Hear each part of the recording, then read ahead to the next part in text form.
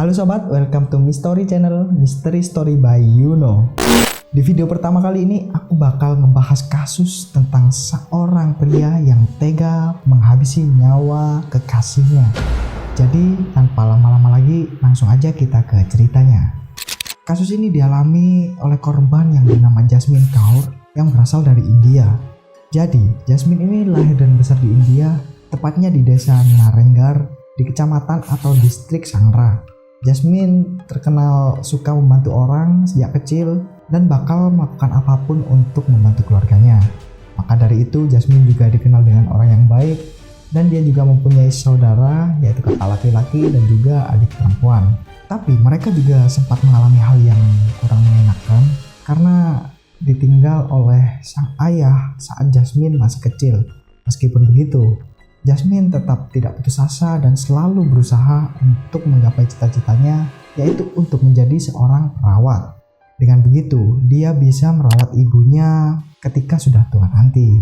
Nah, berawal dari impian besar itu, Jasmine pun akhirnya meminta izin ke ibunya untuk tinggal di Australia.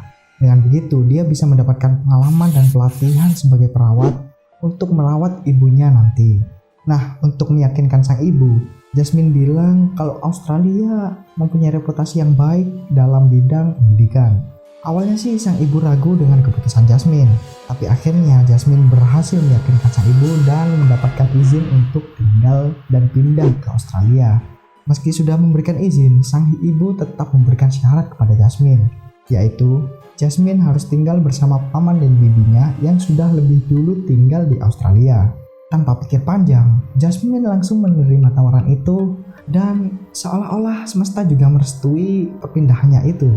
Karena nggak lama kemudian, Jasmine mendapat kabar kalau dia diterima di UNISA atau University of South Australia. Oke, Jasmine udah tinggal di Australia nih ceritanya. Selama dia tinggal di Australia, tepatnya di kota Adelaide, Jasmine bekerja di panti jompo yang bernama Southern Cross Care. Nah, menurut beberapa rekan kerja atau pasiennya, Jasmine ini dikenal sebagai sosok yang dapat diandalkan, rajin dan juga disukai sama banyak orang. Seperti yang aku bilang di awal, Jasmine juga berkuliah di UNISA dan akhirnya bertemu seorang pria yang bernama Tarik Jot Singh. Dari pertemuan itu, mereka terlihat cukup cepat akrab karena mereka sama-sama berasal dari India dan kedatangan mereka ke Australia sama-sama untuk kuliah atau belajar.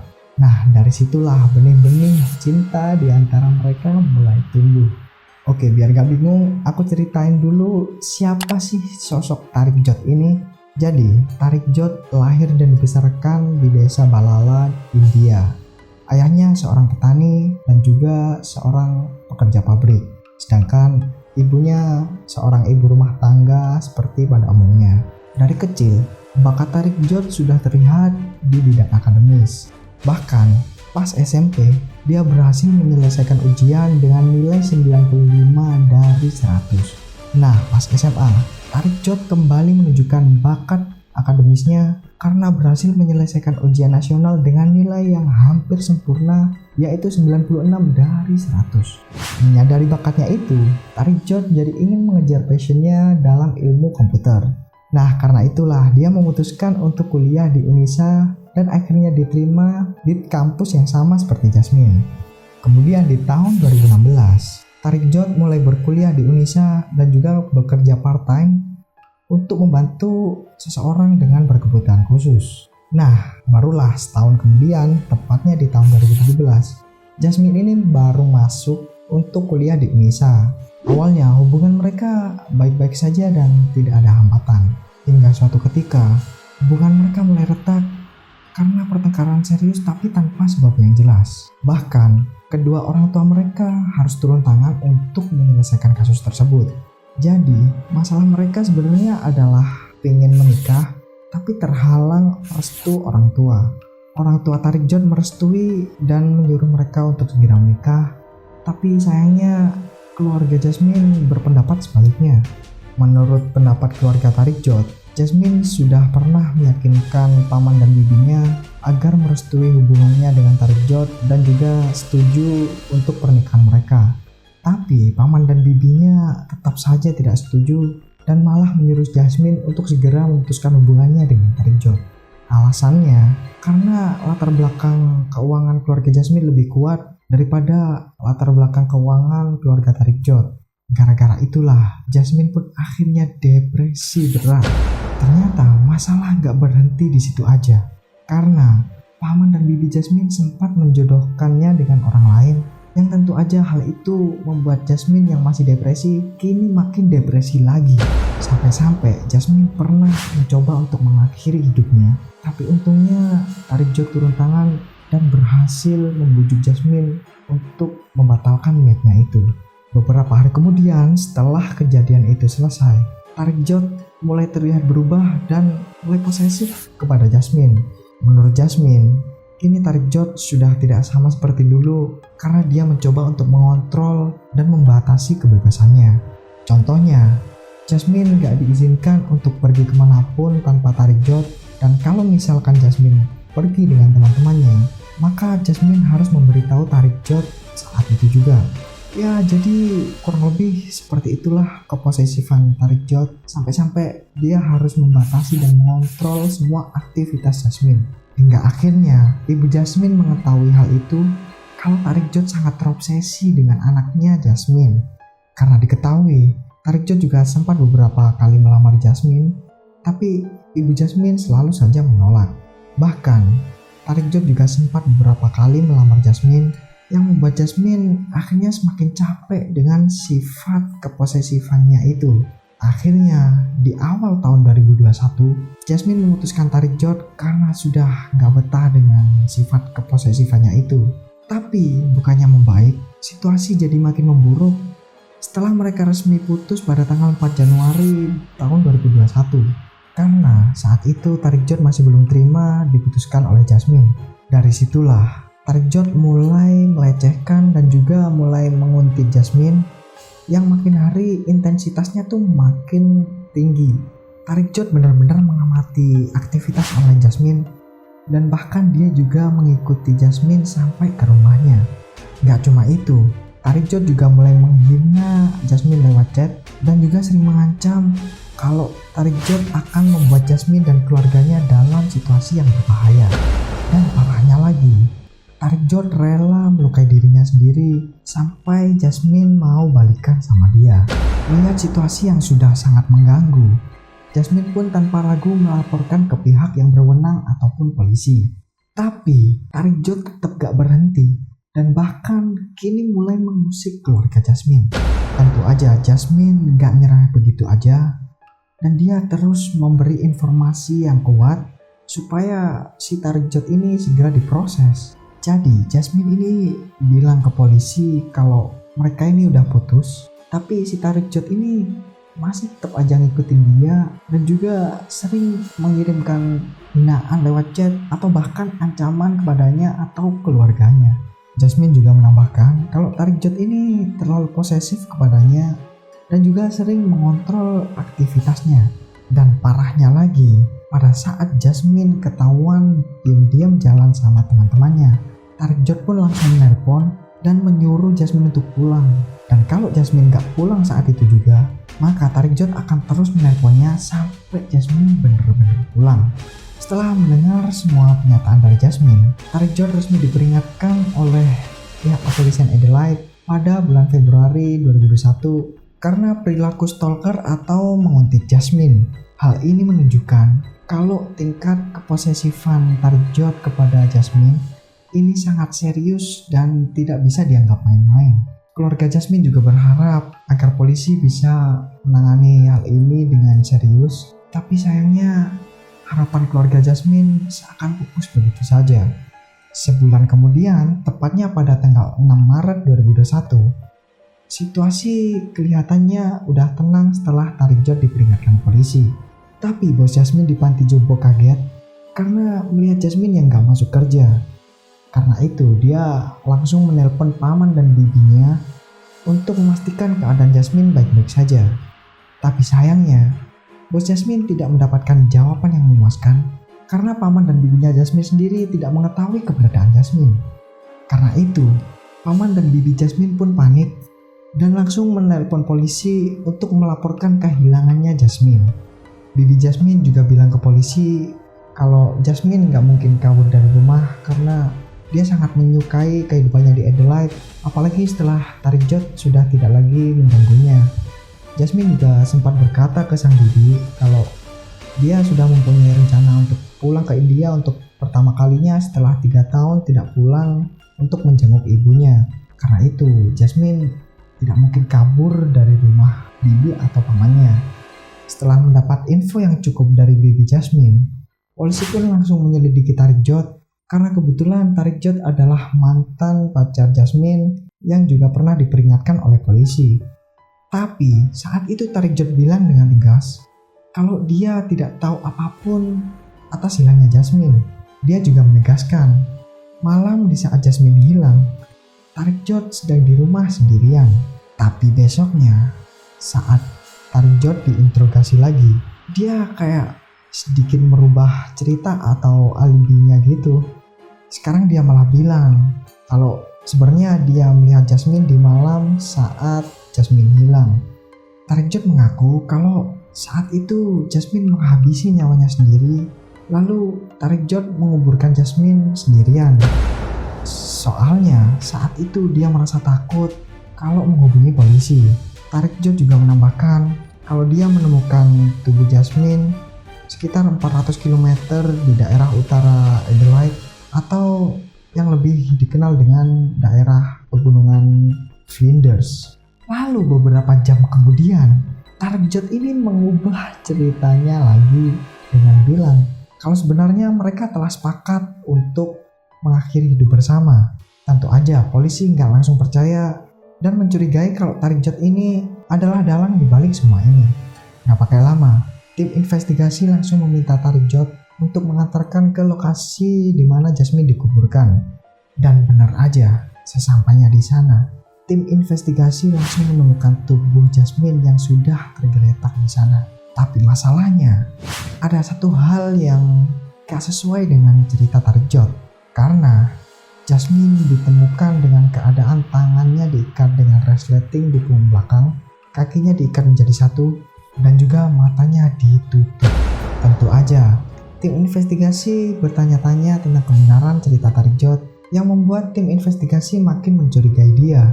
Selain itu, tim investigasi juga menemukan ID card dan sepatu Jasmine yang dibuang ke tempat sampah yang gak jauh dari lokasi. Karena itulah, polisi makin curiga kepada Tarik Jod dan mulai menyelidiki lebih lanjut. Saat itu, polisi langsung memutuskan untuk mengecek CCTV beberapa jam sebelum Jasmine menghilang. Dan benar aja, Tarik Jod tertangkap kamera saat dia pergi ke toko yang bernama Bunnings. Tarik Jod terlihat membeli beberapa item seperti gaffer tape, cable ties, atau bahkan skop. Dalam video itu, Tarik Jod terlihat santai dan tidak menunjukkan hal-hal yang seperti mencemaskan. Nah, gara-gara hal ini, polisi jadi makin yakin kalau Tarik Jod terlibat dalam kasus menghilangnya Jasmine. Lalu 1 jam kemudian, Tarik Jod kembali tertangkap kamera saat dia pergi ke pom bensin. Nah, gara-gara itu, polisi pun menyita HP Tarik Jod dan di sana polisi menemukan ratusan teks yang dikirim ke Jasmine dan keluarganya dalam kurun waktu beberapa bulan terakhir. Polisi juga menemukan 2 teks yang belum terkirim yang dia tulis untuk Jasmine di hari-hari terakhir sebelum Jasmine menghilang. Pesan pertamanya kurang lebih berbunyi seperti ini. Jauh di lubuk hatiku, aku merasa terluka, tapi aku tak bisa melupakanmu. Namun yang lebih mengkhawatirkan adalah pesan teks yang kedua, yang kurang lebih berbunyi seperti ini. Sial bagimu bahwa aku masih hidup. Berat atau ringan, kamu akan mendapatkan jawabannya. Masing-masing dari kalian akan mendapatkan jawaban. Semua bukti ini menguatkan kecurigaan terhadap Tarik Jod sebagai tersangka utama dari kasus menghilangnya Jasmine. Tarik Jod secara resmi ditangkap dan didakwa dengan penculikan dan menghabisi nyawa Jasmine. Tentu saja, dakwaan tersebut langsung disangkal oleh keluarga Tarik Jod. Akhirnya, Tarik Jod ditahan sampai waktu sidang ditentukan. Tapi di waktu yang sama, tim penyidik mulai menyusun timeline kejadian dari mulai saat Jasmine dan Tariq Jod putus.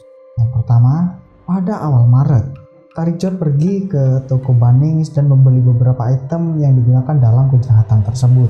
Yang kedua, di malam yang sama, dia meminjam mobil teman sekamarnya dan menukar kartu SIM di teleponnya.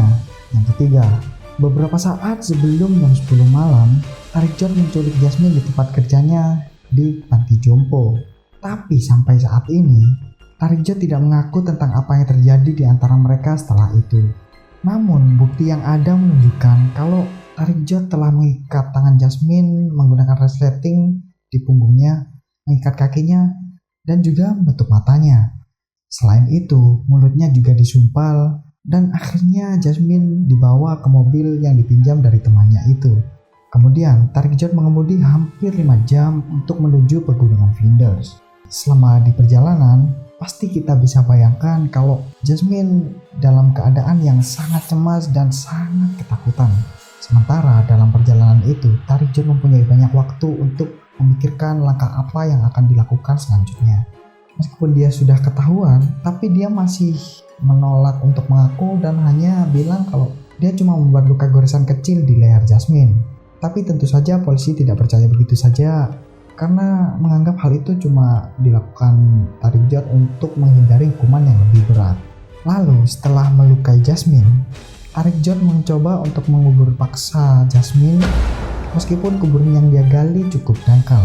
Dan gara-gara itu, hasil otopsi membuktikan kalau Jasmine menghirup udara beserta dengan benda-benda kotor seperti pasir hingga masuk ke paru-parunya. Dengan begitu, tim investigasi bisa memastikan kalau Tariq Jod mengubur Jasmine hidup-hidup. Setelah melakukan itu semua, Tariq Jod mencoba untuk menghilangkan bukti dengan membuang ID card dan juga sepatu milik Jasmine di tempat sampah dekat lokasi kejadian, lalu pulang kembali ke Adelaide. Saat kasus ini terungkap ke media, tentu saja masyarakat pun sangat marah, terutama keluarga dan teman-teman Jasmine. Padahal awalnya Tariq Jod ini tidak mengaku bersalah, tapi dia tiba-tiba mengaku bersalah setelah beberapa minggu sebelum persidangan dimulai. Oke, setelah semuanya terungkap, kini Tariq Jod harus menjalani persidangan yang isunya dia akan dipenjara seumur hidup. Saat itu, tim pembela Tariq Jod meminta ke hakim untuk memberikan keringanan hukuman karena alibinya Tariq Jod ini melakukan kejahatan berdasarkan nafsu dan bukan direncanakan seperti yang disampaikan oleh hakim. Tapi karena kejahatan yang dilakukan Tariq Jod ini sangat mengerikan, hakim pun jadi kesulitan untuk memberikan hukuman yang pantas untuk Tariq Jod. Lagi-lagi, tim pembela Tariq Jod memberi pernyataan ke hakim kalau Tariq Jod ini melakukan kejahatan dengan ketidaksadaran karena saat itu dia sedang mengalami gangguan mental setelah diputuskan oleh Jasmine. Meski begitu, jaksa penuntut menolak pernyataan tersebut karena mengetahui kalau Tariq Jod sudah merencanakan hal ini sebelum melakukan aksinya. Jaksa penuntut juga menambahkan kalau selain merencanakan hal tersebut dengan matang, Tariq Jod juga menyebabkan penderitaan yang tidak perlu bagi Jasmine. Karena seperti yang kita tahu, Jasmine meninggal karena Tariq Jod menguburnya dengan paksa, yang membuat Jasmine terpaksa menghirup dan menelan tanah secara terus-menerus, yang menunjukkan tingkat kekejaman dan ketegaan yang sangat luar biasa. Selain itu, jaksa penuntut juga menambahkan pernyataan yang bisa memberatkan hukuman Tariq Jod. Seperti pada saat Tariq Jod mengancam Jasmine dan keluarganya lewat pesan, dan juga Tariq Jod menolak untuk mengakui kejahatannya. Dengan begitu, Tariq Jod dianggap tidak mempunyai rasa penyesalan dan bersalah, meskipun tuduhan-tuduhan kepadanya sudah tidak bisa lagi dibantah. Setelah mendengarkan itu semua, akhirnya hakim memberikan keputusan dengan kata-kata yang kurang lebih seperti ini. Saya tidak dapat menemukan kata-kata yang cukup untuk menggambarkan bagaimana perasaan Nona Jasmine ketika Anda memasukkannya ke dalam kuburan dan menguburkannya. Saya tidak dapat menggambarkan teror yang dia alami ketika dia menyadari Anda sedang menguburnya. Yang jelas adalah bahwa cara Anda memilih untuk menghabisi Nona Jasmine sangat tidak berperasaan. Nah, dari pernyataan hakim ini bisa mencerminkan betapa mengerikannya tindakan Tariq Jod dan keputusan yang dia ambil, serta dampaknya yang tragis bagi korban dan keluarganya. Hakim juga mencatat kalau setiap aspek menghabisi Jasmine serta cara menghabisi itu direncanakan, dilaksanakan, dan dibersihkan, menunjukkan tingkat perencanaan yang kejam. Oleh sebab itu, pada tanggal 5 Juli 2021, Tariq dijatuhi hukuman penjara seumur hidup dengan jangka waktu minimal 23 tahun sebelum dia memenuhi syarat untuk pembebasan bersyarat. Nah, dengan begitu, kemungkinan kalau Tariq nanti bebas, mungkin dia berusia sekitar 40 tahunan. Dan kemungkinan besar, saat Tariq bebas, nanti akan langsung dideportasi ke India sebagai konsekuensi dari tindakannya itu. Setelah semuanya terjadi, Ibu Jasmine mengungkapkan ke media kalau dia sangat menyesal di mana saat dia mengizinkan Jasmine untuk pindah ke Australia. Karena saat ini dia tidak bisa melihat putrinya yang dia sayang karena telah dihabisi seseorang yang sangat kejam dan dengan tega merenggut masa depan anaknya. Pada saat Jasmine tiada, dia baru saja menginjak usia 21 tahun. Seperti anak muda lainnya, di usia itu, Jasmine mempunyai impian yang besar serta cita-cita yang tinggi untuk menggapai masa depan yang lebih cerah. Seperti yang kita tahu di awal, Jasmine adalah orang yang sangat peduli dan siap melakukan apapun untuk orang yang membutuhkan. Karena itu, teman-teman dan keluarga Jasmine sangat-sangat patah hati ketika mendengar Jasmine telah tiada.